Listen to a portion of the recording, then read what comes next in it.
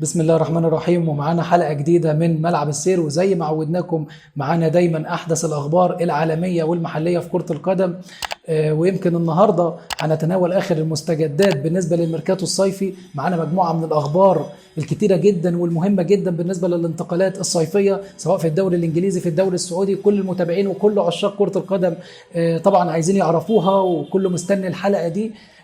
طبعا معانا النهارده اول صفقه هو اللاعب نيكولاس جاكسون اللي انتقل من نادي فيا ريال الاسباني الى نادي تشيلسي الانجليزي في صفقه ضخمه جدا قدرت ب 37 مليون يورو. الصفقه الثانيه نيوكاسل الانجليزي تعاقد مع اللاعب تونالي المدافع الايطالي، وهي الصفقه الاغلى في تاريخ بالنسبه للاعيبه الايطاليه وبالنسبه لفرق الدوري الايطالي، مقابل 70 مليون يورو. اضافه قويه جدا تونالي بالنسبه لفريق نادي نيوكاسل اللي يعتبر الحصان الاسود في الدوري الانجليزي الفتره الاخيره. واعتقد ان هم يعني بيبنوا فريق قوي جدا للمنافسه هذا العام بالنسبه للدوري الانجليزي. معنا الصفقه الثالثه اللاعب الفرنسي نوكونكو، وهو لاعب الوسط الفرنسي اللي انتقل الى نادي تشيلسي الانجليزي. ايضا اللاعب الالماني محمود داوود، اللاعب اللي من اصول عربيه اللي انتقل لنادي برايتون الانجليزي بعد ما طبعا تم انتقال اللاعب ماك أليستر الى صفوف نادي ليفربول الانجليزي. يعني اللاعب الالماني محمود داوود انتقل الى برايتون. الصفقه الخامسه معانا اللاعب روبن تشيك اللي انتقل لنادي ميلان الايطالي قادما من نادي تشيلسي الانجليزي. وايضا يعني الصفقه بقى اللي تهم كل يعني متابعي كره القدم بالنسبه للجمهور المصري الحبيب، اللاعب المصري عمر مرموش اللي انتقل الى نادي انتراخت فرانكفورت الالماني مقابل 3.5 مليون يورو. عمر مرموش بنتمنى لك كل التوفيق، وبنتمنى لكل اللاعيبه العرب التوفيق. عمر مرموش لاعب جيد، لاعب يتميز بالسرعه، لاعب يتميز بالمهاره، لاعب هداف، لاعب قوي، لاعب ملتزم جدا في الدوري الالماني. واعتقد ان عمر مرموش لو استمر على المستوى اللي بيقدمه في الدوري الالماني هيكون من اللعيبه المتميزه جدا الفتره القادمه. بنتمنى لك كل التوفيق يا عمر. طبعا برضو من الصفقات اللي تمت المدافع البرتغالي رافائيل جيريرو اللي انتقل الى نادي بايرن ميونخ الالماني اللي بيعزز صفوفه بمجموعه من اللعيبه بشكل كبير جدا. بايرن ميونخ برضو بيطمح السنه دي ان هو يقدم بطوله قويه جدا سواء في الدوري الالماني او في دوري ابطال اوروبا. ليفربول يمكن الخبر المهم جدا اللي اعتقد يعني اثار كل متابعي عشاق كرة القدم، ان نادي ليفربول مستعد لتقديم عرض بقيمة 300 مليون يورو لضم اللاعب الفرنسي كيليان امبابي من نادي باريس سان جيرمان، انه يكون اغلى صفقة في تاريخ كرة القدم وفي تاريخ نادي ليفربول. ايضا مصطفى محمد على رادار شيفيلد يونايتد الانجليزي. يعني الخبر المهم جدا بقى بالنسبه للمتابعين في مصر وفي كل مكان وفي العالم العربي، اللاعب مصطفى محمد يعني نتمنى له كل التوفيق على رادار نادي شيفيلد يونايتد الصاعد حديثا للدوري الانجليزي مقابل 20 مليون استرليني. يعني مصطفى محمد لاعب هداف، لاعب قوي جسمانيا، لاعب تحركاته جيده، لاعب عنده مهاره. اعتقد ان مصطفى محمد لو الصفقه دي تمت هتكون اضافه قويه جدا ليه ولنادي شيفيلد يونايتد. معانا برضو صفقة مهمة جدا اللاعب روبن نيفيز، اللاعب البرتغالي لاعب الوسط اللي كان بيلعب في نادي وولفرهامبتون اللي انتقل إلى نادي الهلال السعودي في صفقة يعني ضخمة جدا قدرت ب 35 مليون يورو. أعتقد أن الدوري السعودي يعني بينتقل إلى يعني مكانة مختلفة تماما بالنسبة للمنافسة اللي بيقدمها من خلال إبرام الصفقات الفترة الأخيرة. يعني كان في مفاجآت كبيرة جدا جدا جدا، يمكن من ضمنها أن اللاعب أيضا روبرت فيرمينيو يعني خلاص في المراحل الأخيرة للانتقال للنادي الأهلي السعودي، ويمكن برضو كانت مفاجأة كبيرة جدا. وأيضا حكيم زياش يعني على رادار نادي النصر، ويقال أنه خلاص يعني قرب من انتهاء اللمسات الأخيرة بالنسبة لعقده وبالنسبة للاتفاقات ما بينه وما بين نادي تشيلسي الإنجليزي وبالنسبة لنادي النصر السعودي.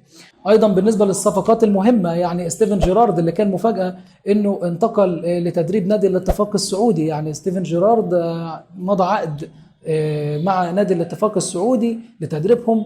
اعتقد ان يعني الانديه السعوديه واضح ان يعني توجه كبير جدا سواء على مستوى التدريب او على مستوى اللاعبين انه يعني ابرام صفقات مهمه جدا وصفقات قويه جدا ل يعني ان هم يعني ينتقلوا بالمنافسه الى يعني شكل مختلف تماما عن اللي كان بيتقدم في السنوات السابقه. معانا ايضا صفقات مهمه تم ابرامها من الانديه القمه في الدوري الانجليزي. طبعا زي ما حضراتكم عارفين ان المنافسه السنه دي هتكون مختلفه تماما وهتكون قويه جدا. احنا عندنا النهارده نيوكاسل الانجليزي، مانشستر يونايتد، معانا ارسنال، معانا ليفربول، معانا تشيلسي، معانا نادي مانشستر سيتي، دخل السباق برايتون، دخل السباق استون فيلا، توتنهام، كله بيدعم. يعني بنتكلم في 7 أو 6 فرق يعني في المقدمة. المنافسة هتكون طاحنة جدا. يمكن مانشستر يونايتد احنا السنه اللي فاتت تابعنا، تم التعاقد مع المدير الفني تين هاج مدير فن قوي، ويمكن عنده فكر كويس جدا، ويقدر ان هو يقود في مانشستر يونايتد لمكانه كويسه جدا. يمكن اللي عجبني الصفقه اللي تمت هو اللاعب ماسون ماونت، اللي تم ابرامها مقابل 55 مليون استرليني. طبعا ماسون ماونت الانجازات اللي عملها، طبعا كان بيلعب في نادي تشيلسي الانجليزي، ولعب 129 مباراه، احرز 27 هدف و22 تمريره حاسمه. يعني لو حسبنا معدلات الاجاده بالنسبه للاداء وبالنسبه للمباريات بتاعته بالنسبه للفاعليه كانت 37%. طبعا بالنسبه لعمره اعتقد ماسون ماونت 24 سنه، ولكن بيقدم مستويات جيده جدا. طبعا ده غير الخبرات اللي اخذها من خلال حصوله على دوري ابطال اوروبا مع توخيل وكتيبته، وايضا استطاع ان هو يحصل على كاس العالم للانديه.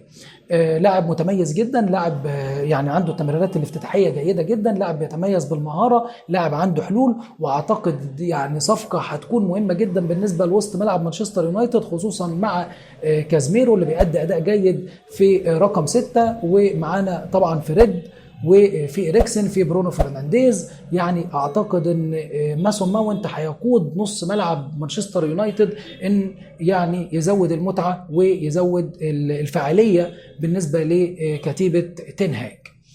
فاضافه قويه جدا، وان شاء الله باذن الله نستمتع بالدوري الانجليزي السنه دي. ايضا اللاعب هافرتز اللي انتقل الى نادي ارسنال الانجليزي في صفقه كانت مهمه جدا. اللاعب 24 سنه، 65 مليون يورو، 139 مباراه، 32 هدف و15 تمريره حاسمه. لو اتكلمنا على معدلات الاجاده يعني تقريبا 34%. يعني طبعا هافرتز يمكن انا شويه ليا نظره مختلفه بالنسبه ل هذا اللاعب. هو لاعب جيد ولاعب هداف، ولكن يعني لو تابعنا ارسنال الموسم السابق، ارسنال يعني كان بيأدي اداء جيد في نص الملعب، وكان عنده الاجنحه برضه مارتينيلي او ساكا بيقدموا اداءات قويه. يمكن دايما كانت مشكلتهم في اللاعب الهداف، ودايما بنقول ان الفرق الكبيره ما ينفعش ان انت ما يكونش عندك لعيب قوي عنده القدره انه يجيب هدف واثنين وثلاثه في المباراه. ودايما ده اللي احنا شفناه لما كان بنزيما بيلعب مع ريال مدريد، وهالاند لما بيلعب مع نادي السيتي. ويمكن مانشستر سيتي كان بيقدم كره جميله وكان بياخد دوري انجليزي قبل كده، ولكن الفتره الاخيره يعني جوارديولا ابتدى ان هو يعي انه من غير راس حربه قوي الامور هتكون صعبه جدا بالنسبه له. ويمكن انا اللي شايفه، يمكن ارتيتا لسه عنده النقطه دي. هل هافرتس هيكون عكس توقعاتنا وانه ممكن يقدم اداءات قويه زي هاري كين وزي هالاند والمهاجمين الاقوياء؟ انا اعتقد ان هيكون تحدي شويه، ولكن يعني كان محتاج ان يكون معاه فرس رهان اقوى من كده بالنسبه لخط الهجوم. ولكن بنقول صفقه جيده ونتمنى التوفيق. ماديسون في توتنهام، يعني صفقة أيضا كانت ممتازة جدا، ولو إن يعني لو تناولناها يعني الصفقة دي شوية مختلفة وفيها يعني أرقامها يعني تدعو شوية للاستغراب، لأن اللاعب كان بيلعب في نادي ليستر سيتي من 2017-2018، أحرز 17 هدف على مدار مبارياته معهم، وصنع 12 هدف. يمكن من ضمنهم 10 أهداف في موسم 2023 من ال 17 هدف اللي أحرزهم على مدار التعاقد مع ليستر، و9 أهداف تمريرة حاسمة في العام الأخير. يعني معدلات إجادة في موسم 2023 تصل ل 63%. نسبة التمرير في ملعب الخصم 70%، ونسبة المرور الصحيح 79%. يمكن هي دي يمكن تابعناه الموسم اللي فات مع نادي ليستر سيتي، وفعلا ماديسون كان بيقدم اداء رائع جدا جدا. يمكن توتنهام كان دي ابرز الامور اللي يعني حفزتهم ان هم يتعاقدوا مع اللاعب ماديسون، يعني انه تفوق السنه اللي فاتت بشكل كبير جدا وقدم مستويات طيبه. معانا ايضا صفقه مهمه جدا، اللاعب ديكلان رايس اللي هيكون اضافه قويه جدا لانه لاعب خططي بشكل كبير. ديكلان رايس انتقل في صفقه يعني اثارت جميع المتابعين ب 100 مليون يورو. اللاعب ديكلان رايس 22 سنه، انتقل من نادي ويست هام بعد اداء جيد جدا كان بيقدمه على مدار الموسم السابق، واعتقد ان هيكون اضافه قويه لوسط ملعب ارسنال الانجليزي اللي طبعا فيه مجموعه من النجوم، توماس بارتي، اوديجارد، تشاكا، ايضا جورجينيو. ومجموعه قويه جدا من اللاعبين في وسط ملعب ارسنال. واعتقد انه اللاعب ديكلان رايس هيكون اضافه قويه جدا، خصوصا الفرق اللي بتنافس على بطوله الدوري الانجليزي بيبقى محتاج طبعا نفس طويل، وبيبقى محتاج لعيبه كتيره جدا، ولازما اللاعب الدكه يكون قوي زيه زي اللاعب الاساسي. فصفقه مهمه جدا، واعتقد هتكون اضافه قويه بالنسبه لنادي ارسنال الانجليزي. معانا بقى الصفقه المهمه جدا ايضا، واللي كانت مفاجاه للجميع، ويمكن مسؤولي ليفربول استطاعوا كده ان هم يعني خلسه ان هم يقدروا يخلصوا فيها. يمكن اللاعب دومينيك سوبوسلاي، اللاعب اللي بيبلغ من العمر 22 عام. اللاعب ارقامه واحصائياته كانت مفاجاه كبيره جدا جدا بالنسبه للمتابعين في كرة القدم. يعني اللاعب بيقدم أداءات قوية جدا، لعب 229 مباراة مع الأندية اللي لعب فيها، يمكن أحرز 65 هدف وصنع 55 هدف، يعني بنتكلم على معدلات إجادة تقريبا 50%.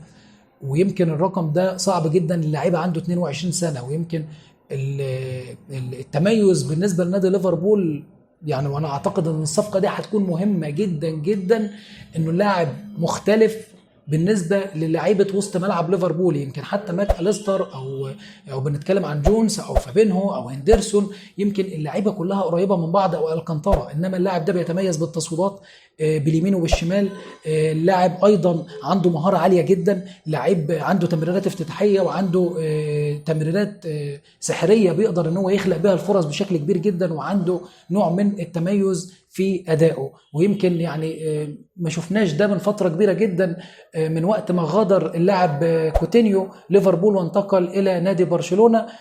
يمكن خط وسط ليفربول يعني حصل فيه نوع من الاداء التقليدي، ان ما كانش فيه اللاعيبه اللي هي عندها الموهبه او اللاعيبه اللي هي عندها التميز. ويمكن حتى يورجن كلوب كان ابتدى ان هو يعتمد على انه يعمل الضغط العالي، وانه يلعب بلاعيبه وسط ملعب يمكن اللي هو اسلوب الكماشه، وان هو بيعمل ان هو يضيق المساحات على المنافسين، او انه يعمل ضغط عالي ما بين يعني بيوازن مجهود الفرقه على مستوى المباراه. يمكن اعتقد انما اللاعب دومينيك سبوسلاي اعتقد ان هو هيدي نوع من الاختلاف في اداء، وهيدي نوع من التميز في اداء ليفربول. واعتقد انه يعني مع كتيبه الهجوم اللي موجوده، لويس دياز وايضا محمد صلاح واللاعب داروين نونيز، اعتقد انه يعني هنتفرج على مباريات قويه جدا. ولكن التحدي اللي هيواجهه يورجن كلوب فعلا انه يقدر يعمل الديناميكيه، ويقدر يعمل الهارموني والكيمياء انها تكون سريعه. ويمكن ده التحدي اللي هيكون قدامه. لو حصل التصور اللي احنا بنتكلم فيه، اعتقد احنا هنتفرج على فريق مرعب جدا جدا في الدوري الانجليزي السنه دي. تمام. فاعتقد يعني صفقه ممتازه، وبنتمنى التوفيق لنادي ليفربول. ايضا معانا بقى الصفقه المهمه، اللاعب تيليمانس اللي انتقل الى نادي استون فيلا، اللاعب البلجيكي اللي لعب 195 مباراه واحرز فيهم 28 هدف وصنع 22 هدف. يعني بنتكلم في معدلات اجاده تقريبا بنتكلم في 47%. لاعب وسط مهم جدا، لاعب ليستر سيتي، واعتقد انه هيكون اضافه قويه جدا بالنسبه لاستون فيلا، وخصوصا ان هم الفتره الاخيره يمكن السيزون السابق قدموا موسم جيد جدا. واعتقد ان استون فيلا بيطمح ان هو يكون من ضمن الاربعه او الخمسه الكبار. معانا برضو بعض الصفقات السريعه كده مهم جدا ان حضراتكم تتابعوها. يمكن الحلقه دي طويله شويه، ولكن مهم جدا ان احنا نعرف كل معلومه فيها، لان انا جمعت لكم صفقات كتير جدا. لان يعني الفتره الاخيره كان في مجموعه من التعاقدات بشكل كبير جدا اللي تمت على مستوى جميع البطولات او جميع الدوريات. فكان مهم جدا ان احنا نجمع لكم المعلومات دي كلها. فاعتقد اللي بيحب كرة القدم واللي بيتابع كرة القدم مهم جدا ان احنا كنا نكون حريصين ان احنا ننقل لكم المعلومات دي.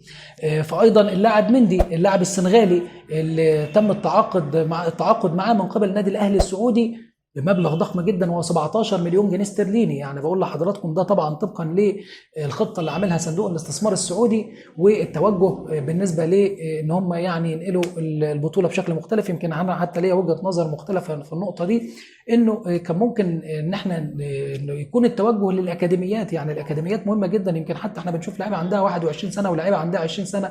يمكن اعتقد ان المشروع ده نادي تشيلسي شغال عليه، ان هو يعني تعاقد مع اللاعب اليكس ماتيوس البرازيلي واللاعب انخيلو في مفاوضات معاه 18 سنه. ويمكن اللاعيبه دي بيتم التعاقد معاها على 15 مليون يورو، لاعيبه صغيره في السن. يمكن هم شغالين على مشروع جيم فارسر ان هم بيحاولوا ان هم يعملوا زي نادي ارسنال الانجليزي كده، ان هم بيجمعوا المواهب من على مستوى جميع الدوريات، اللعيبه الصغيره في السن، بحيث ان هم يعني في فتره قليله يقدروا ان هم يبنوا فريق قوي ويكون عنده عمر طويل الاجل بالنسبه للبطولات وبالنسبه للدوريات، يقدروا ان هم يبنوا جيل قوي ولفترات طويله، ان هو يقدر يحقق بطولات ويقدر يحقق اداءات جيده. ايضا معانا صفقه مهمه جدا، وهو اللاعب جوتا، اللاعب سلتك الاسكتلندي اللي فيه مفاوضات مع الاتحاد السعودي، ويقال انه خلاص في التفاوضات النهائيه ممكن اتفقوا على مبلغ 30 مليون يورو، وايضا مبلغ كبير جدا بالنسبه للاعب يبلغ من العمر 22 سنه. طبعا بقى الصفقه المهمه جدا اللي كانت يعني كل متابعها، لانه كان بيقدم اداء قوي جدا الحقيقه بالنسبه لعشاق نادي نابولي الايطالي واللي كانوا بيتابعوه، اللاعب المدافع كيم من جي اللي انتقل الى نادي بايرن ميونخ رسميا مقابل 50 مليون يورو. كيم من جي لاعب مهم جدا، واعتقد هيكون اضافه قويه جدا بالنسبه لنادي بايرن ميونخ اللي بيعمل تعديلات كبيره. ايضا بعد ما تخلصوا من اللاعب لوكاس هرنانديز اللي انتقل، اللاعب الفرنسي اللي انتقل الى نادي باريس سان جيرمان ايضا مقابل 50 مليون يورو. طبعا المفاجأة الكبيرة جدا انه نادي مانشستر يونايتد يعني على راداره اللاعب وحارس المرمى اونانا، اللاعب الكاميروني اللي يعني يقال ان خلاص يعني في تفاوضات كبيرة. يمكن مسؤول نادي انتر ميلان طلبوا 50 مليون يورو، 50 مليون استرليني، ولكن يعني اليونايتد يعني بيتكلم من 43 ل 47 مليون استرليني. يعني اعتقد ان الامور مش هيبقى فيها اختلاف كبير، ويمكن الصفقة اعتقد هتكون في يعني في القريب العاجل. اعتقد ان اونانا هيكون في نادي مانشستر يونايتد. ايضا معانا صفقه مهمه جدا، وهو اللاعب الكوري الجنوبي كينجن لي اللي على رادار نادي باريس سان جيرمان، ويعني الصفقه يقال انها هتقدر ب 22 مليون يورو. اللاعب طبعا عنده 22 سنه، ويمكن المسؤولين في نادي باريس سان جيرمان مهتمين جدا بيه، وبيقولوا ان هو هيبقى خليفه ميسي وهيبقى خليفه امبابي، ولكن يمكن اللاعب ما فيش معلومات كتيره عنه، ولكن يعني يقال ان هو لاعب موهبه كبيره جدا. فطبعا ان مسؤولي نادي باريس سان جيرمان يتعاقدوا مع هذا اللاعب في هذا السن برقم كبير بالحجم ده، فاعتقد هتكون يعني صفقه تثير اهتمام كل متابعين كره القدم. واعتقد يعني كل اللي بيتابعوا الدوري الفرنسي واللي بيتابعوا دوري ابطال اوروبا يعني كلنا يعني هنتابع هذا اللاعب، واعتقد ان كلنا يعني الصفقه دي هتلفت انتباهنا بشكل كبير. ايضا عندنا اللاعب المدافع تيمبر، المدافع الهولندي اللي على رادار نادي ارسنال الانجليزي. يعني نادي ارسنال يعني واضح انه بيعمل تدعيمات في الخطوط الهجوميه والدفاعيه وخط الوسط، يعني واضح ان عندهم توجه كبير جدا السنه دي للمنافسه على الدوري الانجليزي وفي دوري ابطال اوروبا.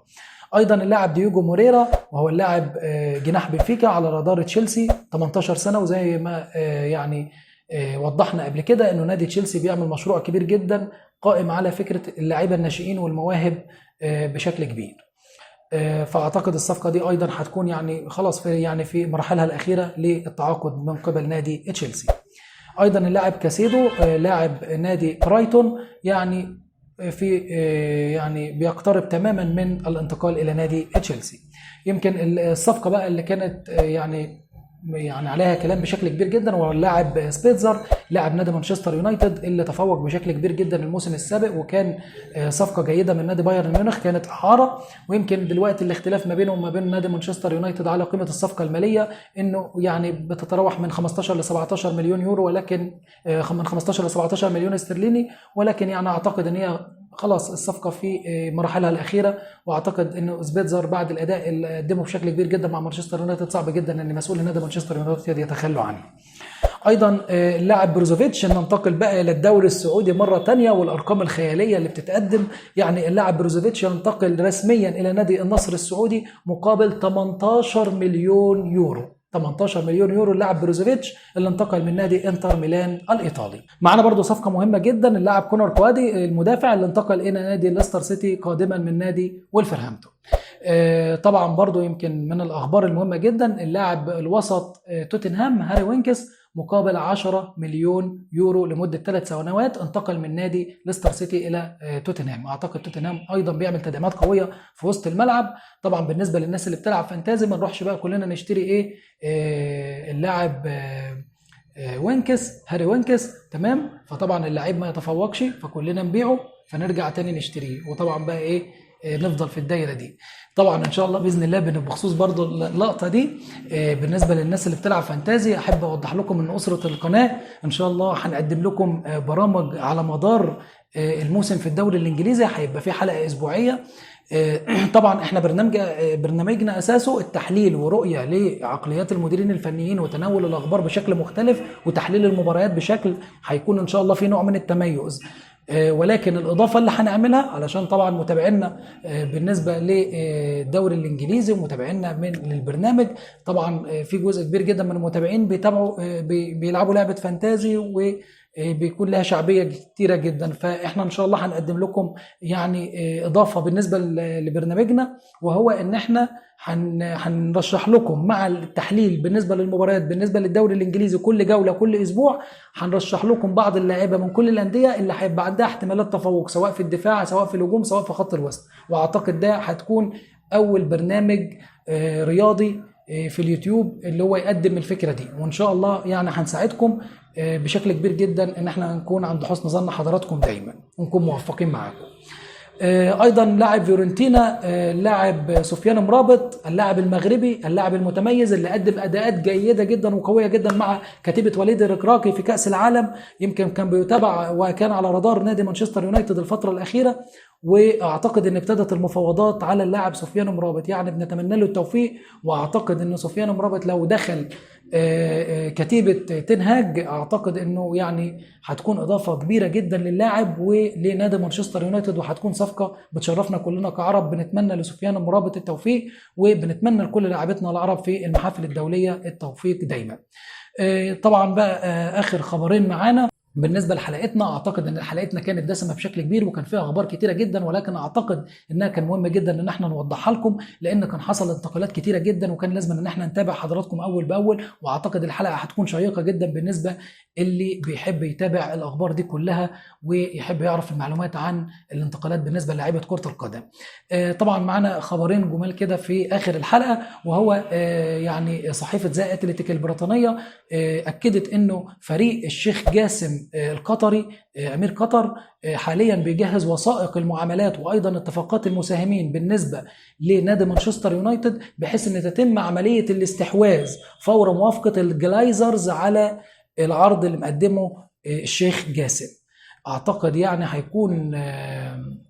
هتكون اضافه كبيره جدا لو استطاع امراء قطر ان هم طبعا يعني يتولوا مسؤوليه نادي مانشستر يونايتد، واعتقد نادي مانشستر يونايتد يعني هينتقل الى مكانه تانية لو تم ابرام هذا التعاقد.